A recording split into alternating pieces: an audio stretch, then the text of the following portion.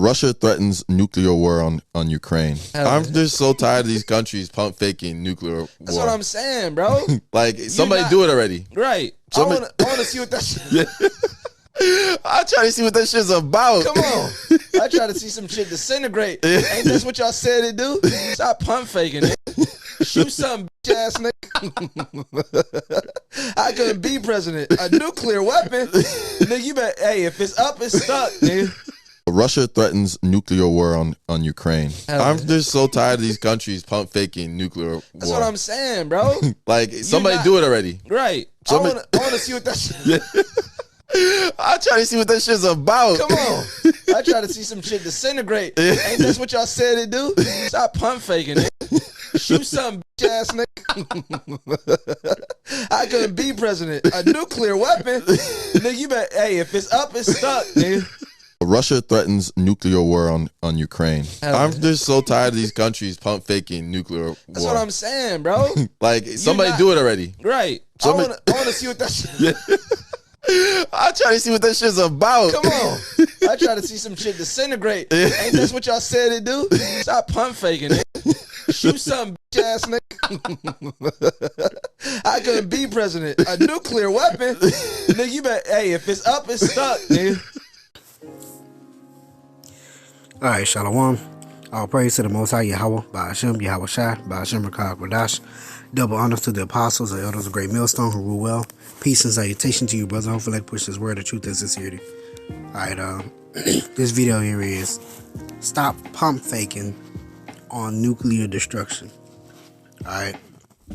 So, you saw in the little opening clips, you got these two Jakes that's making jest out of nuclear destruction. They saying stop pump faking. I want to see what them things gonna do. You say they disintegrate things. I want to see something disintegrate, like this man was saying. All right, but the thing is, they don't really want to see that because they have absolutely no clue what that fervent heat will actually feel like. But the Lord, he will get you acclimated to it. He'll let you know firsthand what it means. All right. But you see, they laughing about it, making jest of it, and have absolutely no clue what's going on. and frankly, you can tell they on some type of podcast or whatever, because that's a major thing. That everyone has a podcast, so they making some type of money here. You can tell they love it here. They don't want to leave here, but they talking about nuclear destruction, dealing with the nukes. All right, but curious.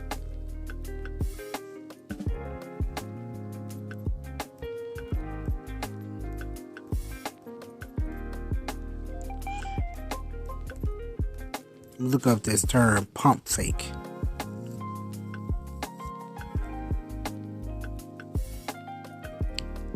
Alright, this is going to be from the Urban Dictionary.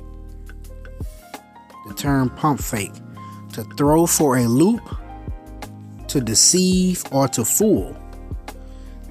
I went to Brenda's house thinking that I was going to smack the skins, but she pump faked me. Oh man. Just it was funny how they use that in a sentence.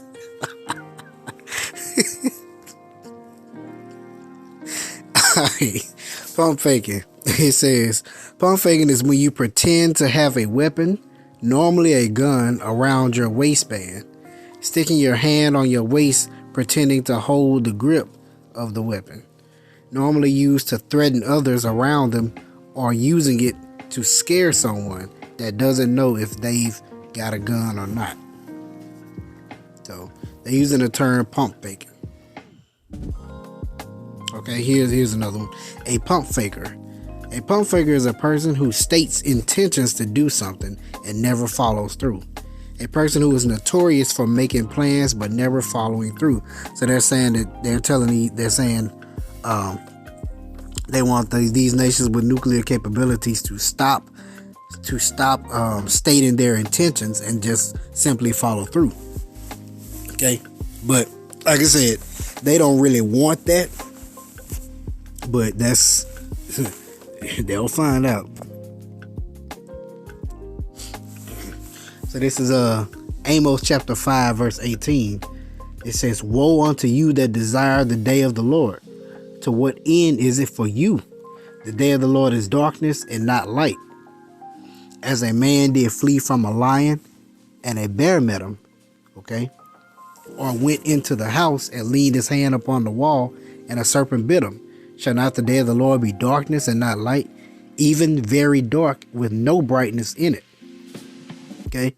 So, and we know that that day of the Lord, when those missiles are shot off, and that lake of fire is made, that's gonna be a hell of a day.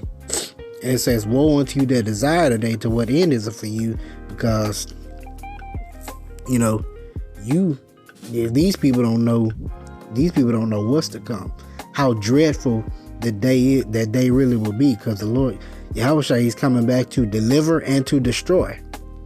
Okay, he's coming back to deliver his elect and to destroy the rest.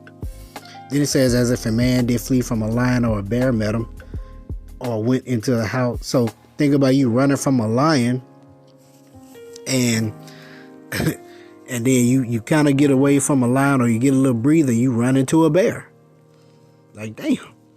And then it says, "Or went into the house and leaned his hand up on the wall, and a serpent bit him." So you get a little breather, you get a little time away, you get a little rest, you find some type of security, some type of safety, and then that you were running from, that you were running from so you ran from the lion and then ran into a bear. You ran from the bear and went into a house, and now you're tired, you lean your hand on the wall, and then a serpent bites you. Okay? So it's to say you can't escape the judgment of the Lord. Whether you're gonna die by the sword, by the famine, by the missiles, by whatever, however the Lord gonna take you out, you can't escape it. Okay? Because this is gonna be a time like never before. Okay? The earth has never seen what the Lord has in store for it. The Lord's gonna take it out in a big bang. Okay? This is Daniel chapter 12, verse 1. And it says, "And at that time shall Michael stand up, the great prince which standeth for the children of thy people. And there shall be a time of trouble, such as never was since there was a nation, even to that same time.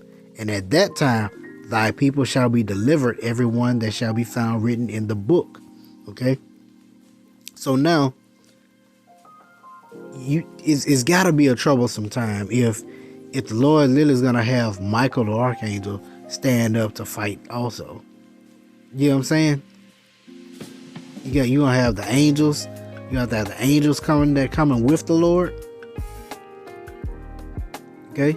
It's going to be a dark day. It's going to be a gloomy day. All that's encompassing of what's to come, along with that lake of fire, along with those missiles.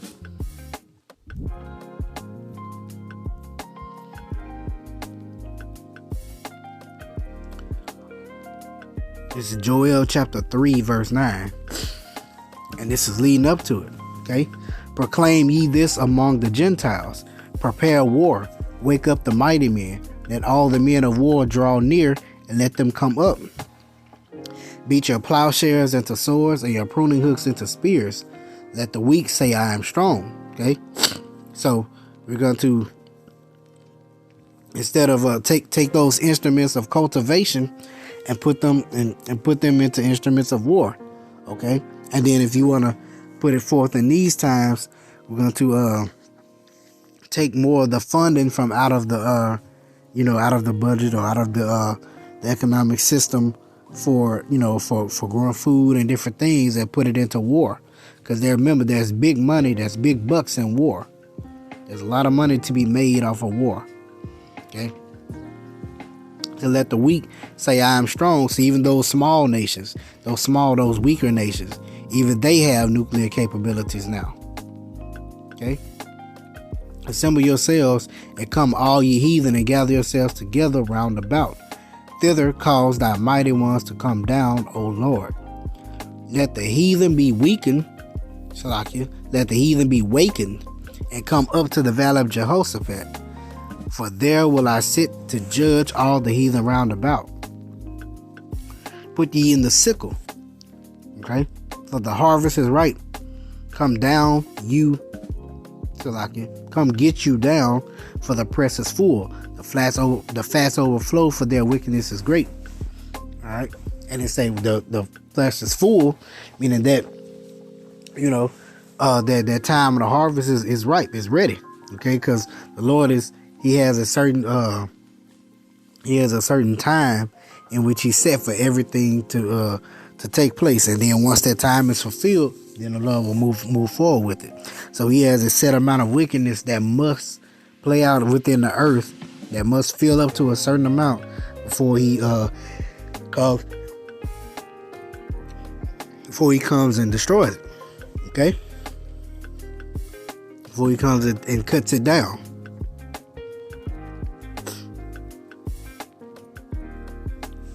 All right, it says, multitudes in the valley of decision, for the day of the Lord is near in the valley of decision. The sun and the moon shall be darkened, and the stars shall withdraw their shining. The Lord also shall roar out of Zion, and utter His voice from Jerusalem. And the heavens and the earth shall shake. But the Lord will be the hope of His people, and the strength of the children of Israel. Okay, so when He comes, the heavens and the earth is going to shake. The heavens and the earth are going to feel His presence. Matter of fact, everything is going to tremble at His presence.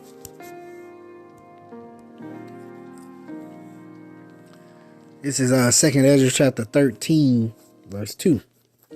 And lo, there arose a wind from the sea that it moved all the waves thereof. And I beheld, and lo, that man waxed strong with the thousands of heaven. And when he turned his countenance to look, all things trembled that were seen under him. Okay, so all the inhabitants of the earth, or the earth and the heavens, He's gonna shake it. Yahweh's presence is gonna be known. Ain't nobody gonna be here and not know that Yahweh is here. Okay, all things trembled that were under Him. But He came with the thousands of heaven, those chariots and those angels. He coming with the army. He coming with the host. Lord of Sabaoth. Okay, that's how the Lord's coming. He coming in style, and he coming with the masses. He coming with the multitude.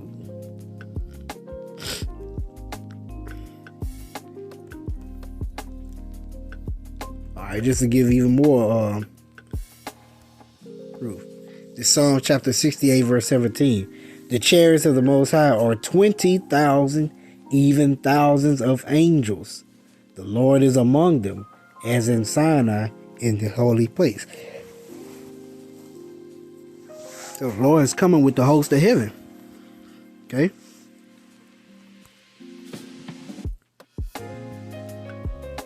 In 2nd Ezra chapter 13, verse 4. And whensoever the voice went out of his mouth, all they burned that heard His voice, like as the earth fell when it feeleth the fire. So that's what I'm saying. These guys, they don't really want to feel this fire. Okay? They don't want to feel this fire. They think they do. They saying it in jest, but no, that's not something they want. They say they don't want that smoke. All right? They don't want that smoke of Yahweh. And after this I beheld, and lo, there was gathered together a multitude of men out of number from the four winds of the heaven to subdue the man that came out of the sea, which was Yahushua. But I beheld, and lo, he had graved himself a great mountain and flew up upon it. All right, so he had that huge chariot. Sometimes we refer to as that fathership. But I would have seen the region or place whereout the hill was graven, and I could not.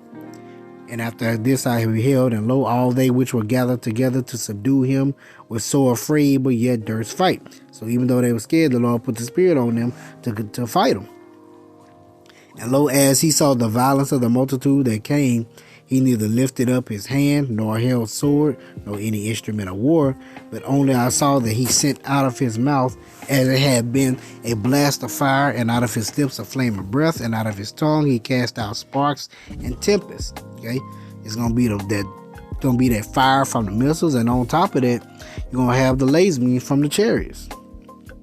Okay, and they were all mixed together, the blast of fire, the flaming breath, and the great tempest, and fell with violence upon the multitude which was prepared to fight, and burned them up every one, so that upon a sudden and of innumerable multitude nothing was to be perceived but dust and the smell of smoke.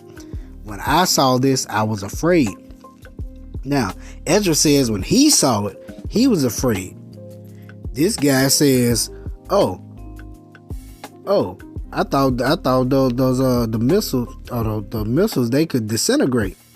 I want to see something be disintegrated." Well, you might actually have to watch yourself be disintegrated. Okay. Ezra said he was afraid when he saw it. Okay, and they're just making light of it. I'm gonna skip down to verse 29, because along with that, you're gonna also have these countries fighting each other, and before Yahushua come, and then they leave off from fighting each other to fight Yahushua. But it says, "Behold, the days come when the Most High will begin to deliver them that are upon the earth, and he shall come to the astonishment of them that dwell on the earth. And one shall undertake to fight against another, one city against another, one place against another, one people against another, and one realm against another." All right. So all at the same time, you're gonna have race wars, class wars, riots, insurrections. Okay. Different, these nations fighting each other, countries fighting each other. Okay, then it says one realm against another. Why does it say that? Because Yahushua and the angels are coming from that realm, the realm where they're at, to this realm. So you're going to have a different realm. You're going to have the angels fighting the people. Okay? And the time shall come, Salakia, and the time shall be when these things shall come to pass, and the signs shall happen which I showed thee before, and then shall my son be declared, whom thou sawest as a man ascending. And when all the people hear his voice, every man shall in their own land leave the battle they have one against another. Okay? And an innumerable multitude shall be gathered together, as thou sawest them, willing to come and to overcome him by fighting. But he shall stand upon the top of the Mount Zion. That's why I said they're going to stop fighting each other and turn to fight Yahushua when they see him. And Zion shall come and shall be showed to all men, being prepared and builded like as the hill graven without hands. And this my son shall rebuke the wicked inventions of those nations, which for their wicked life are fallen into tempest. Now, how's the Lord gonna rebuke them? Is he gonna talk to them, tell them where they sins at? No, he's not gonna talk to them or tell them where they going off. He's just gonna burn them. All right, and shall lay before them their evil thoughts and their torments, wherewith they shall begin to be tormented, which are like unto a flame. And he shall destroy them without labor by the law which is like unto me. Okay? Without labor. He's going to destroy them through that fire. Okay?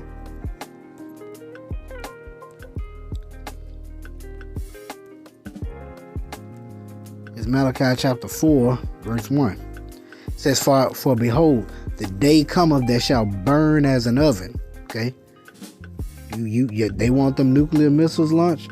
That's gonna burn as an oven. And all the proud, yea, and all that do wickedly shall be stubble. Shall be stubble. And the day that cometh shall burn them up, saith the Lord of hosts, that it shall leave them neither root nor branch. All right. The Lord is gonna destroy. He's gonna burn, bruh. You're not looking for that day. That's gonna be the scariest day in history, okay? The most joyous for the elect and the most scariest at the same time. Like I said, they have absolutely no clue. I end it off here. This 2 Peter chapter 3 verse 10. But the day of the Lord will come as a thief in the night, in the which the heavens shall pass away with a great noise. Okay, because that's how loud that sound be when those missiles detonate. And the elements shall melt with fervent heat. The earth also and the works that are therein shall be burned up. Okay. Seeing then that all these things shall be dissolved, what manner of persons ought ye to be in all holy conversation and godliness, looking for and hastening unto the coming of the day of Yahweh Shema Shai, wherein the heavens being on fire shall be dissolved, and the elements shall melt with fervent heat. It's going to be hot heat. Okay, the elements are going to melt. Okay, everything you see is made of elements, including yourself. Okay, you know, from the trees, the plants, the animals, the house you live in, the car you drive, whatever you do, and everything that you see is made up of elements. Lord said he's going to melt the elements with fervent heat. All right, these guys don't know that. These guys don't understand the type of heat that the Lord is coming with, but they will. All right, they will. Okay, so this was stop pump faking nuclear destruction. All right, so call on Yahweh Shema Shai, Bashim Kakodash, be edified. Shalom.